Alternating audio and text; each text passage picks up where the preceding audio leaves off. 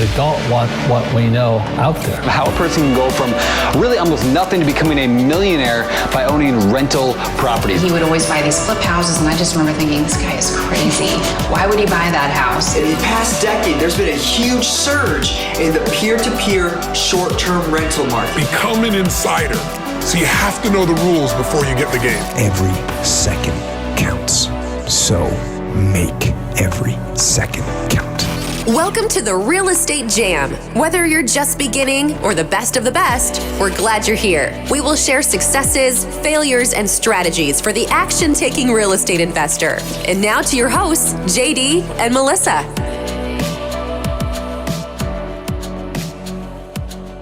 Hey guys, welcome to the Real Estate Jam podcast. I'm JD with my wonderful co-host, Melissa. Hello. Hey, JD. Hey. Girl. We got a different show. We got a in-office show. We got our buddy, Sergey Urasov. Sergey Urasov here live and in person. Sergey is the CEO, founder, creator of Seashore Properties, operating out of the Panhandle of Florida. He's done well over 100 transactions. One of them, probably his most recent one, was one of our wholesale deals, and we'll get into that a little bit later. Sergey, we're glad to have you here. Happy you're here. Thank you so much for having me here, guys. I'm always glad to see your happy faces. So let's talk some deals. Especially when you're negotiating us down off of our wholesale fees. This is what I do for a living, Jew people down. Yeah, I love that. Awesome. Sergey, if you could take a few minutes to, introduce yourself to our audience and let them know maybe why they should listen to you. Well, as JD, mentioned, my name is Sergey. I've been in Panhandle area for past 10, 12 years. First, me and my wife came here as exchange students in 2010. We work in McDonald's. First, my first job was in McDonald's, and then we worked there for a summer. Then we started working in restaurants, like dishwasher, so we started from the real bottom, like from That's real, cool. but this is how you learn life, this is how you can learn and appreciate, life. And especially for us immigrants, see opportunities and everything, makes us, move harder, So basically, as right now I have a construction company. I have real estate company, but more as an investor. So I'm not a realtor by any means. That's why I deal with you guys. So, I don't know. I hate real estate agents. So I like action. I like, the emotion, momentum and all that. So all this paperwork and dealing with, buyers, it's just not me. It's just, I think everybody need to do what they like to do and be happy with what they do, Okay. Like if you don't want to deal with this, just don't, otherwise it's better to pay somebody and just focus on something that you're good at it. You can make more money that way, and basically right now, this is what I do. I do real estate deals, rentals, commercial. I have several warehouses in town. I have, a couple multifamilies, single homes and stuff like that. And my most recent biggest project right now, I'm building a house on the Lake Powell and on 38, it's Inlet Beach. It's probably worth about $3 million. And For you or someone else? No, for me, worth more because I'm building it for cash. And to be honest with you, I can run down numbers and explain how much it did cost me with the land and construction, but the market value right now is about 2.8 million. Mm-hmm. Yeah. But I'm not planning on selling it. I want to keep it for forever home, because, we built it the way we wanted it. Sure. And we really like the location and that stuff. So That's super nice. Yeah, that's awesome.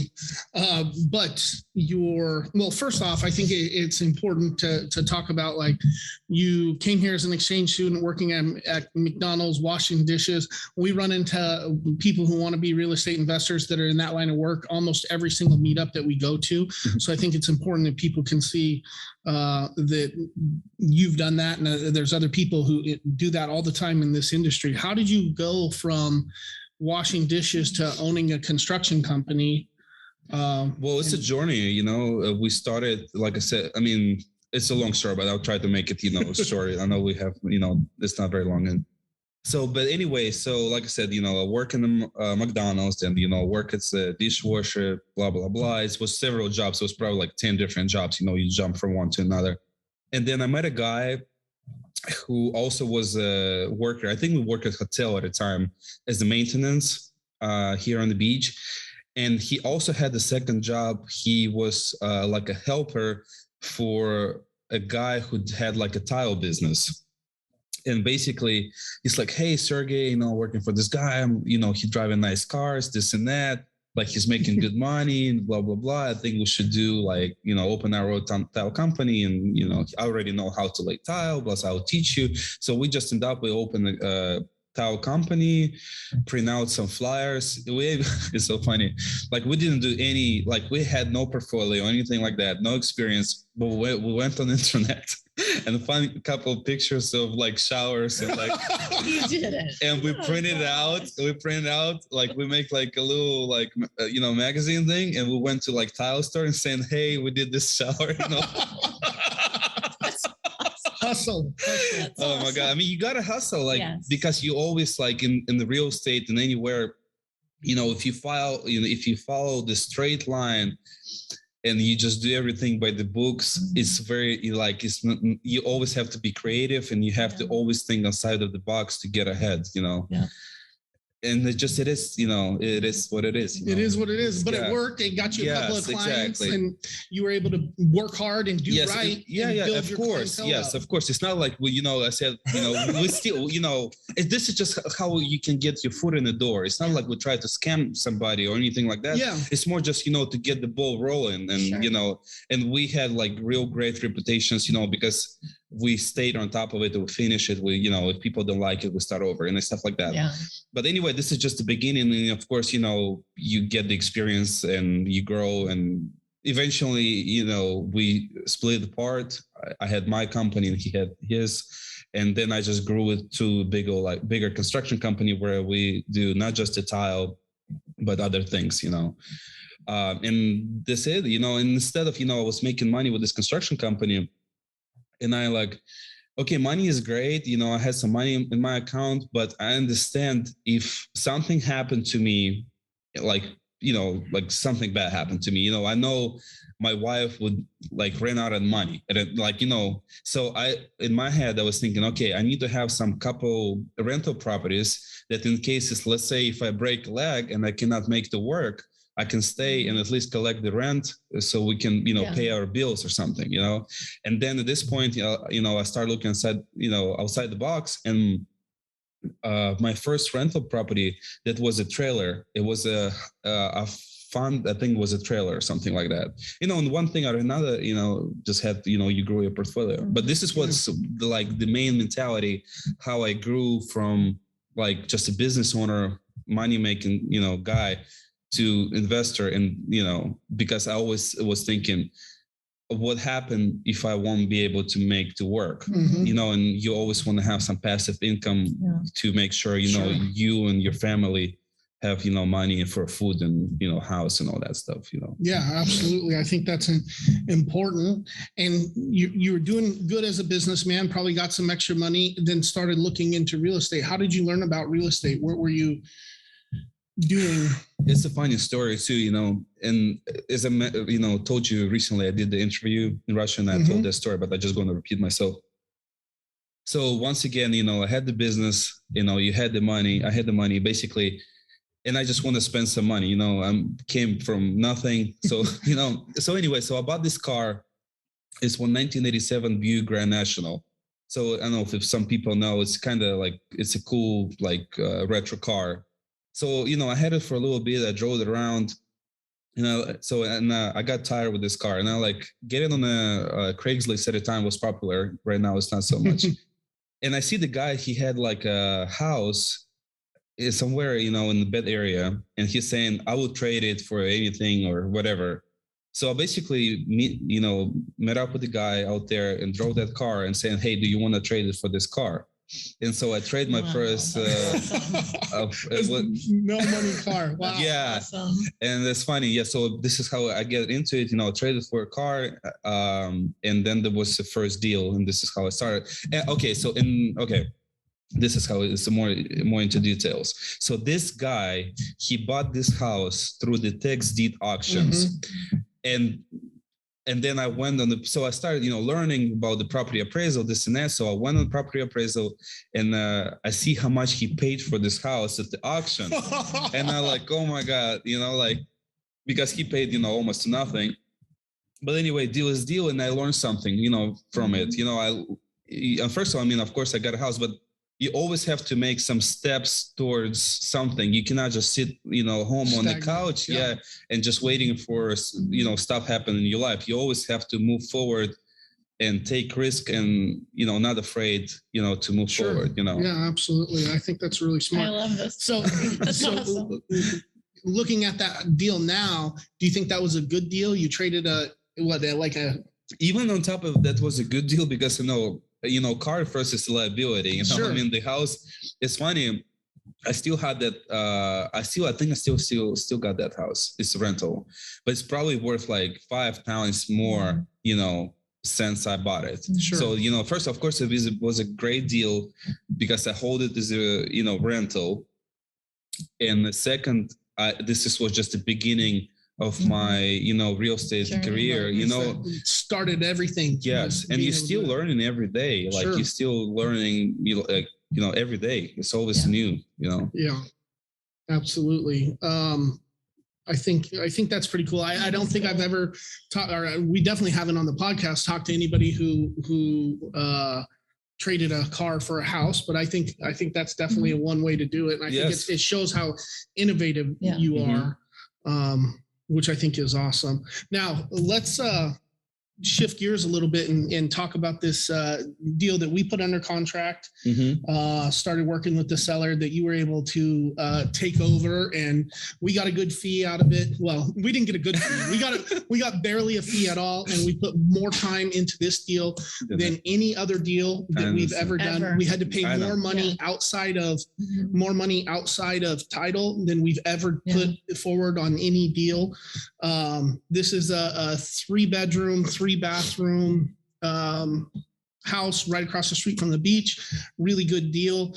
The owner had some shady characters living with him and a bunch of cats. And it was really, really a nice house, nice neighborhood. All the neighbors hated him. The HOA had liens on the property. They hated him.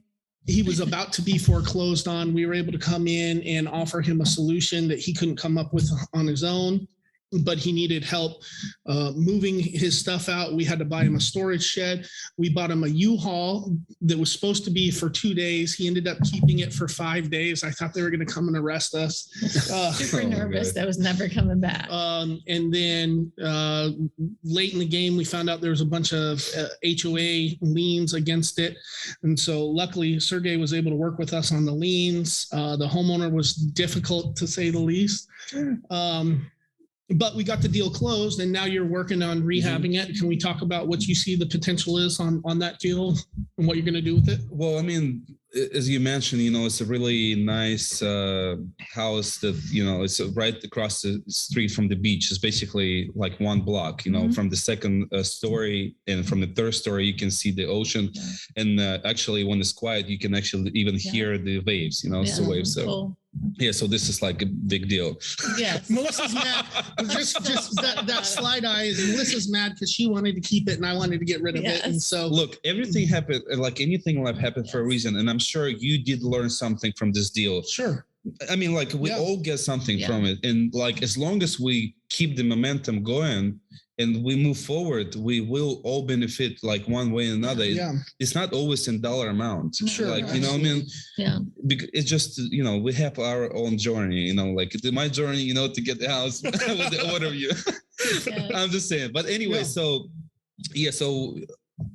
I don't know. Do you want me to tell you about construction, or you want to tell about what you want to talk about?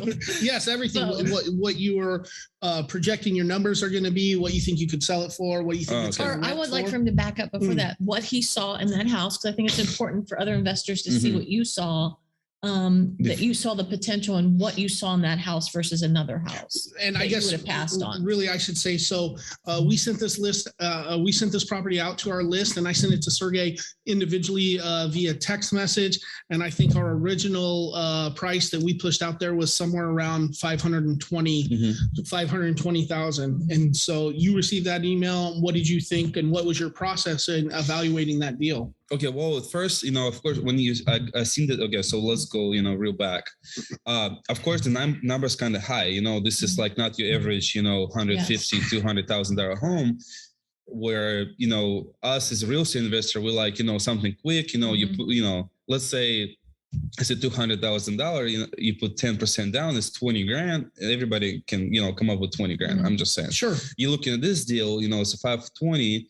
It's a lot more responsibilities. It's a lot more risk. It's a lot more money down, this and that. So,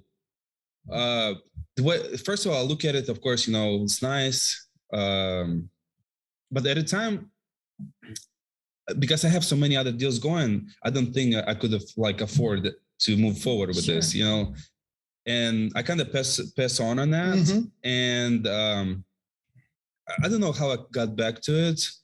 I think I talked to other investors, to Eugene, Eugene, of course. So I talked to him, and, he's like, hey, man, this is good deal. I mean, I think you need to move forward with it, And I'm like, okay, all right. I really didn't have that much money. And it's always, when it's the will, there's the way. Yeah. And I'm like, okay, all right, okay, I'm moving forward. So I mentioned with you guys, give you down payment. At the time, I didn't have that 10% down to go on the hard money.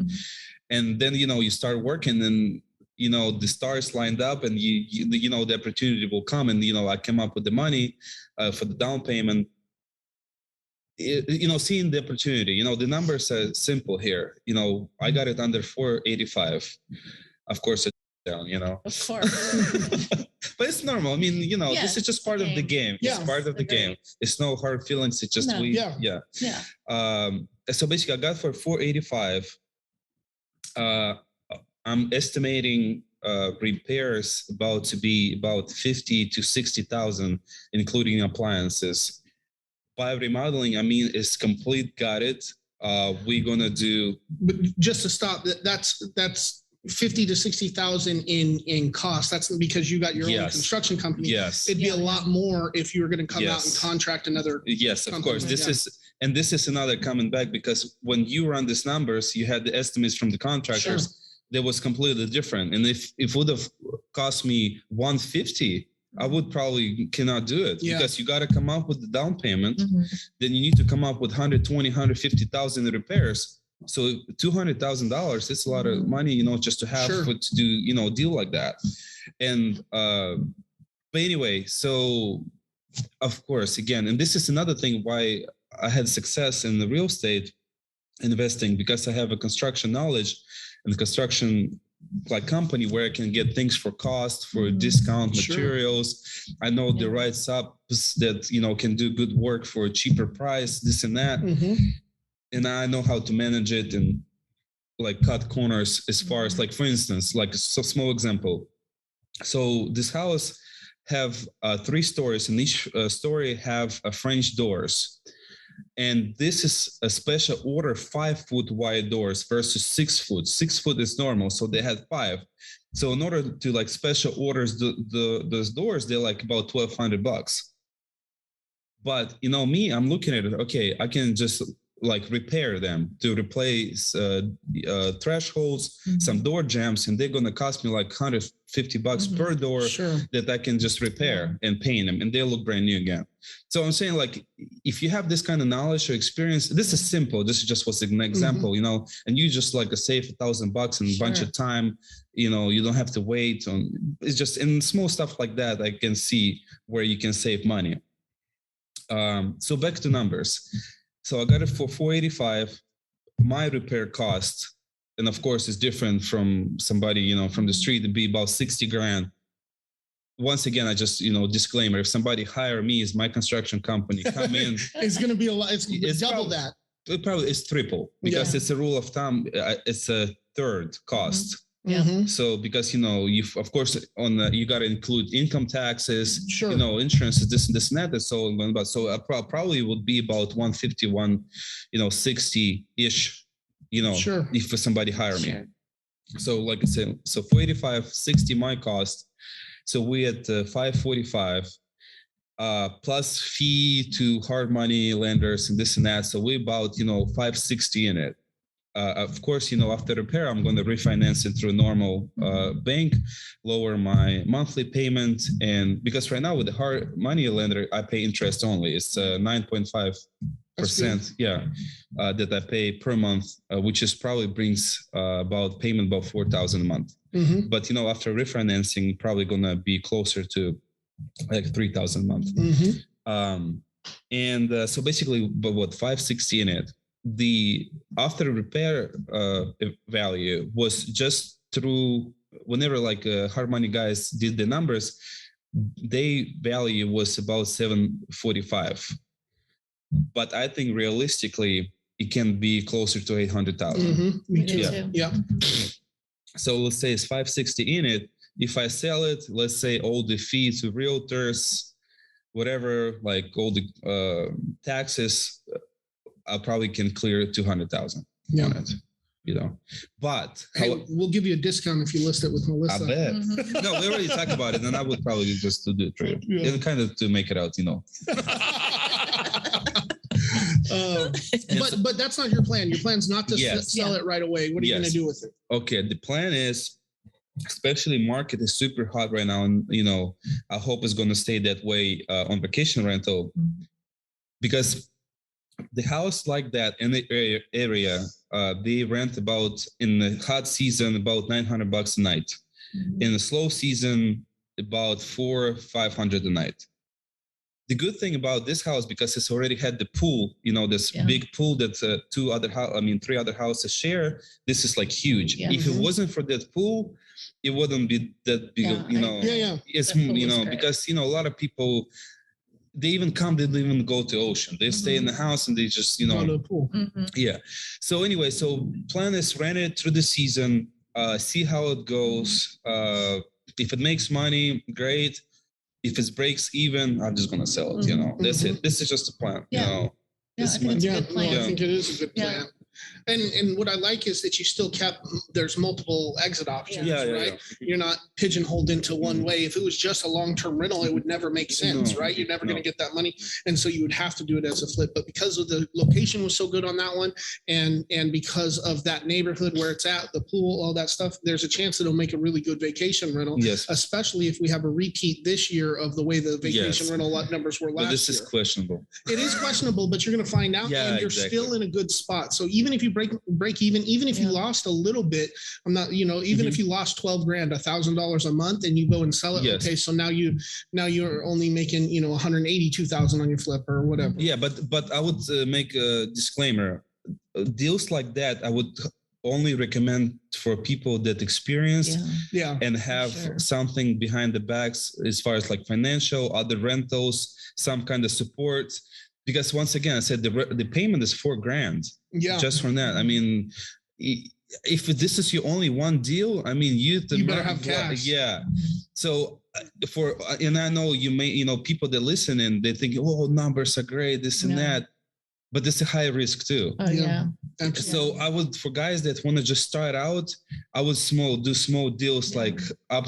Even on vacation rental, I would do smaller deals, because you still can get a house for $250 and still try that vacation rental program and still make some money and learn how to do Airbnb, learn how to deal with with the guests, this and that. On the bigger jobs, I mean, like a house like that, when people pay $900 a night and something goes wrong, they're gonna be pissed. Yeah, no, you're right. And the more money they have, the more difficult to deal with them. Totally. So I'm just saying, for the people, better to start small. Yeah, absolutely. Yeah, that's definitely a more experienced play for sure. Now, was this the first time that you used hard money loans? Yes, I did. Can you talk about your experience with that? What you thought? Was there anything that took you off guard as far as using hard money? Well, I actually, it's a good thing. Okay, I see more positive in it than negative. First of all, it's funny. They didn't need any bank statements at all. They didn't ask me for any bank statements. The only they needed credit, and I had a good credit. And it was pretty nice and easy, really. And did they check did they ask you for a list of properties that you Yes, but this all was verbally. Like, I was surprised. Like, I could have told them anything I wanted. But Wow. Well, I think they probably wrote them down and then went and checked the tax records to make sure that happened. Yeah, but well, I think this is a great opportunity. The hard money, of course, if you're looking like percentage 9.5 or they charge points, fees, this and that, and you're like, oh my God, they charge so much money. Really not. For the service people providing, risks they take in, this is a great tool for anybody. Yeah. I would recommend. The hard money is, I think, it's a great tool for any real estate investor to use. Compared to just normal conventional loans or like that takes 45 days, like you would never close anything like that. They would never finance deals, and like the hard money is just the way to go. I can just tell which one I use if you know. That's fine. Yeah, it's not. I don't know. I use Kiavi. Lending Home. Yeah, Lending Home. So they were great. I didn't have any comparison. I never used nobody else, but they sounded like legit. The website they did. I know it was kind of difficult. Like, you remember we had some issues, but I'm sure you can have issues with anybody. Absolutely. Like you always have something. But I think it's a great tool, and I'm sure I'm going to use hard money again. Yeah. And when we're talking about the issues weren't that they weren't going to fund it or anything like that. The issues came because they're trying to protect you, and they're trying to protect them, and they're trying to make sure that everything's legit. So it's exactly the kind of issues you expect if somebody's doing due diligence on the deal, to make sure the paperwork's all in line, that everybody's up. Yeah, they weren't difficult. Yep. Like you said, they just want to make sure everything done right. Yeah, and we've heard lots of great reviews for them. We've run into some similar trouble with wholesales doing it that way, just because they need to know, what the assignment fee is and all of that kind of stuff. So it does work, and we're glad that you were able to get that deal done. So if some of our listeners wanted to find out more about you, see what kind of stuff you were doing, where could we send them? Well, I have like Instagram. It's Sergey Urasov, which is Sergey is it's common spelling. It's SERGEY URASOV. So Sergey Urasov. Okay. Got it. I know, but I post sometimes, the progresses we do on the house, some construction. I build in the house, so I show them the progress of that. And, if people gonna, reach out to me and asking for questions, I had, several people like reach out and from Russian community and stuff like that. Obviously, I speak English, so if you have questions, So I'm just saying, if anybody just needs some advice, I'm always open to help somebody, Awesome. I love that, Sergey. We appreciate you coming by. I know that we're going to do some more deals in the future, and hopefully we can find something to partner up on too. Thank you. That's it, Melissa. You're not going to ask anything? He doesn't let me talk. Oh my God. We got to get out of here. All right. We'll see you guys later. Thank you for listening to the Real Estate Jam. We hope you enjoyed today's episode. For more information, check out our website, therealestatejam.com, or find us on Instagram, Facebook, and Twitter at The Real Estate Jam. If you have any questions, feel free to drop us an email at therealestatejam@gmail.com. See you next episode.